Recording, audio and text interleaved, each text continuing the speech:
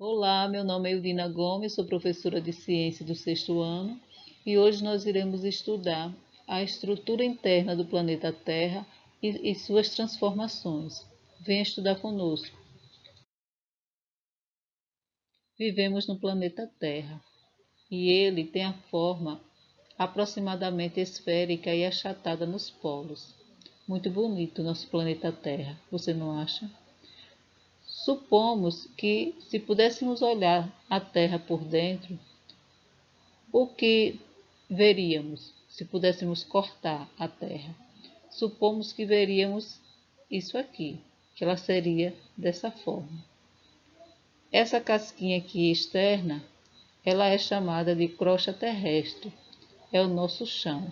É a parte onde vivemos e encontramos belas paisagens. Essa parte aqui. Essa outra parte aqui é o manto.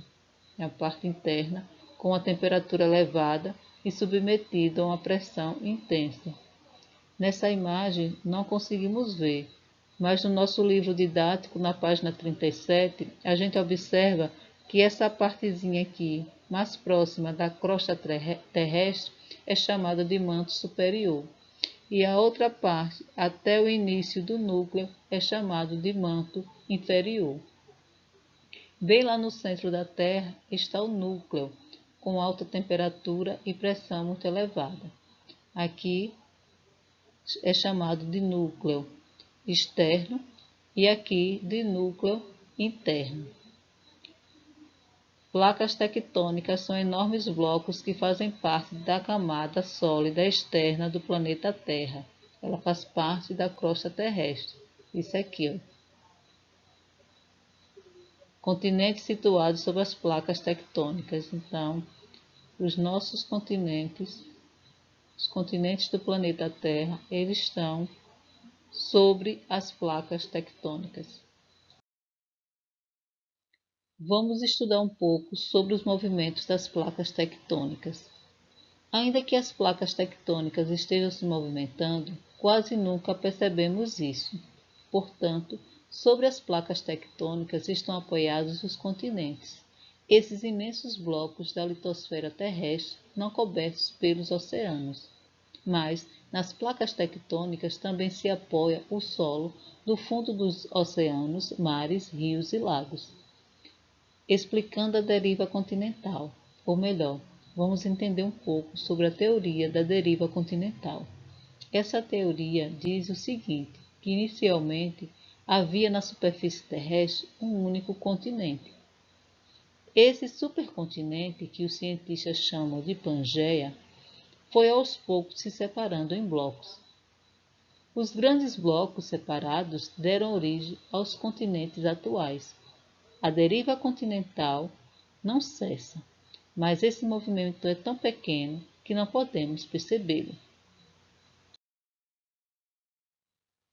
A ideia era que inicialmente todos os continentes, toda a parte terrestre, ela era uma só, grudadinho um no outro. E com o passar do tempo, eles foram se deslocando, como nós podemos ver aqui nessa animação. Tudo junto e aos poucos vão se separando, tá vendo? Até chegarem ao ponto que são hoje. Mas isso não quer dizer que é esse distanciamento, que começou há milhões de anos, segundo essa teoria, tenha cessado.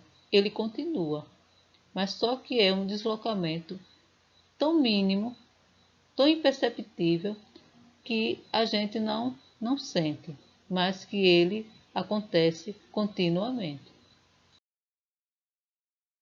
Iremos estudar a formação das rochas e do solo no planeta Terra.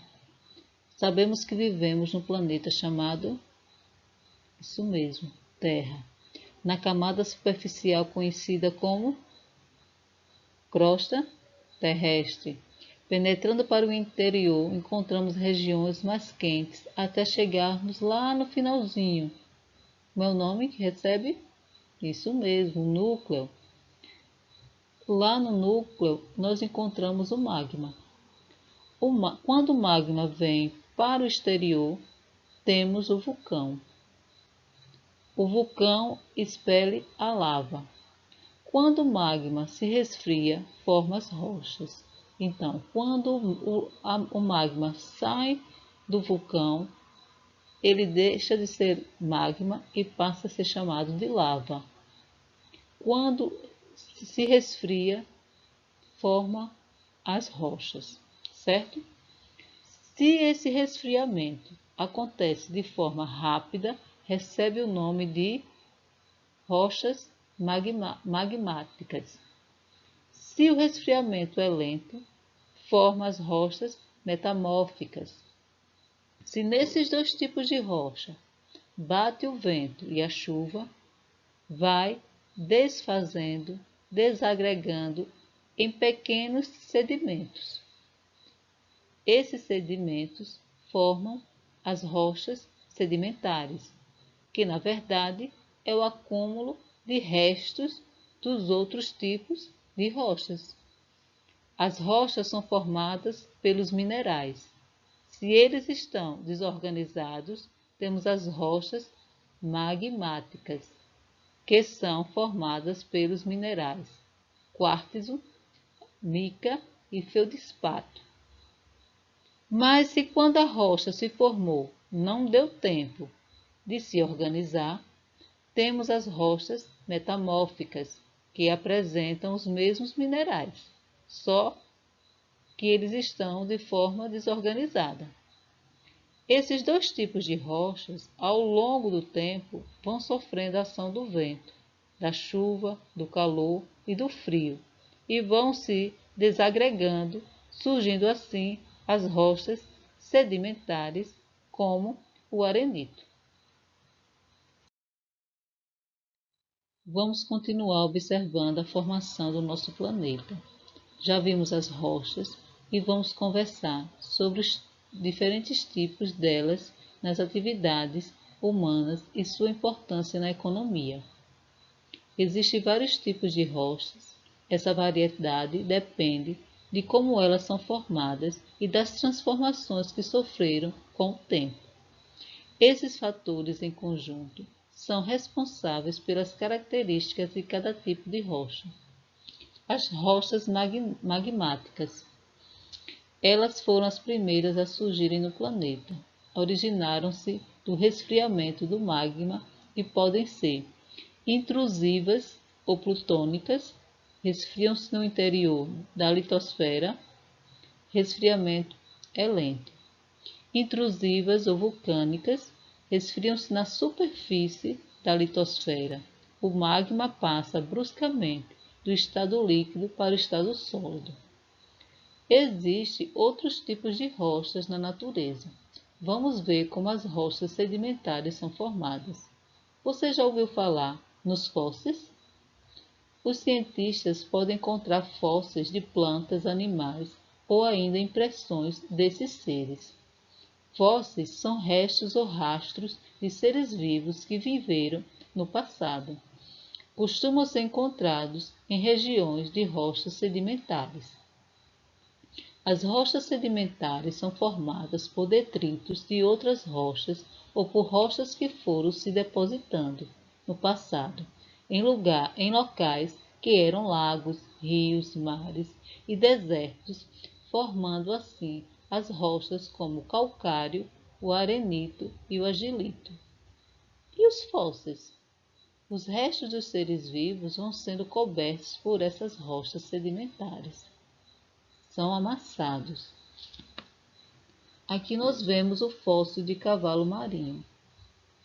O petróleo é encontrado em bacias sedimentares, formadas por arenitos e calcários, e é mantido sob pressão em até 5.000 metros. Você sabia que algumas rochas não se formaram pelo endurecimento da lava dos vulcões, nem pelo depósito de sedimentos, mas através de transformações no interior da crosta terrestre? O mármore, a ardósia e o gnasse são exemplos dessas rochas. Você sabe como as classificamos? Vou dar uma dica. Nós já falamos sobre as magmáticas e as sedimentares. Está faltando a metamórficas. No caso do mármore, a rocha transformada é o calcário. A ardósia se origina da transformação do argilito. O gnarce pode se formar pela transformação do granito. Qual a aplicação de rochas e minerais nas atividades humanas? Basalto, rocha magmática utilizada em construções e na pavimentação de ruas.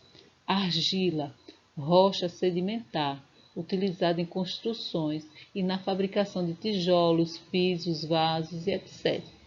Granito, rocha magmática utilizada em revestimentos, na construção civil e na ornamentação.